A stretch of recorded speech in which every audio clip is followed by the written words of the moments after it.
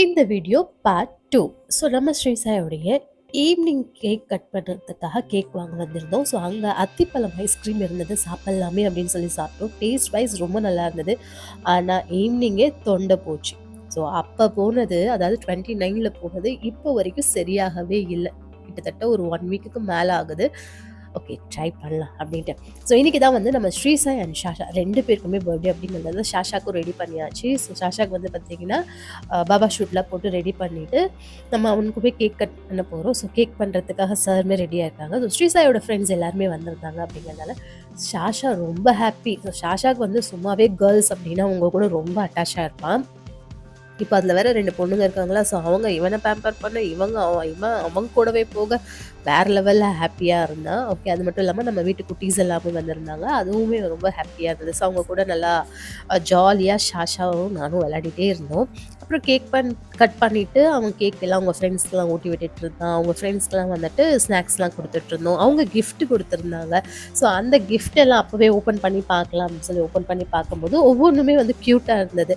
Like குட்டி fan மாதிரி, அது மட்டும் இல்லாமல் ஒரு குட்டி வாட்ச்சு, அது இல்லாமல் ஃபோட்டோ ஃப்ரேமு, நோட்டு, புக்கு, அதுக்கப்புறம் வந்து கீ செயின்ஸ் அப்படின்னு சொல்லிட்டு நிறைய விதவிதமாக அவனுக்கு வந்து க்யூட்டான கிஃப்ட்லாம் இருந்தது. இந்த பொண்ணு மட்டும் ஒரு சின்ன கிஃப்ட் கொடுத்துட்டு, லைக் கிஃப்ட் கொடுத்துட்டு அதில் சின்னதாக ஒரு பாக்ஸ் இருந்தது. அந்த பாக்ஸில் வந்து பூச்சி போட்டு கொடுத்துருந்தா.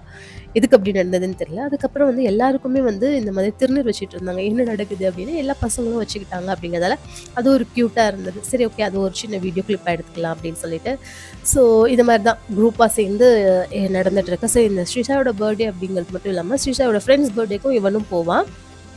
அவங்களும் இங்கே வருவாங்க. ஸோ இந்த மாதிரி தான் இந்த டைம் நடந்துகிட்டே இருந்தது. ரொம்ப ஹாப்பியாக, ரொம்ப ஜாலியாக இருந்தது அன்றைக்கி நாளே. அண்ட் குட்டீஸ் கூட நாங்கள் வந்து ஃபோட்டோ எடுத்துகிட்டே இருந்தோம். ஷாஷாவை கையை பிடிக்கவே முடியல. அவனுக்கு கேக் கொடுக்கலாம் அப்படின்னா, ஸோ அவனுக்கு ரொம்ப ஹாப்பியாக இருந்ததால் வந்து கேக் அவன் எடுத்துக்கணும் அப்படின்னு எனக்கு தோணவே இல்லை. ஸோ இன்றைக்கி நாள் இப்படி தான்.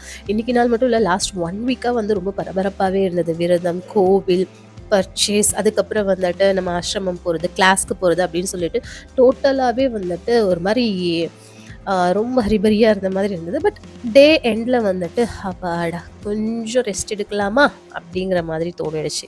விரதமும் முடிஞ்சிடுச்சு அப்படின்னா அடுத்த நாள் வந்து காலையில் கொஞ்சம் சீக்கிரமாகவே எழுந்திரிக்கல. ஸோ அதுவும் தொண்டை வேற போச்சா, அதனால் வந்துட்டு நல்லா கோல்டு காஃபி எல்லாமே இருந்தது. லைட்டாக ஃபீவர் வர மாதிரி இருந்தது அப்படின்னு சொல்லிட்டு ஸோ ஃபுல்லாக ரெஸ்ட் எடுத்துகிட்டு அதுக்கு அடுத்த நாளில் இருந்து தான் நம்ம நார்மல் பேக் டு லைஃப் அப்படிங்கிற மாதிரி போச்சு.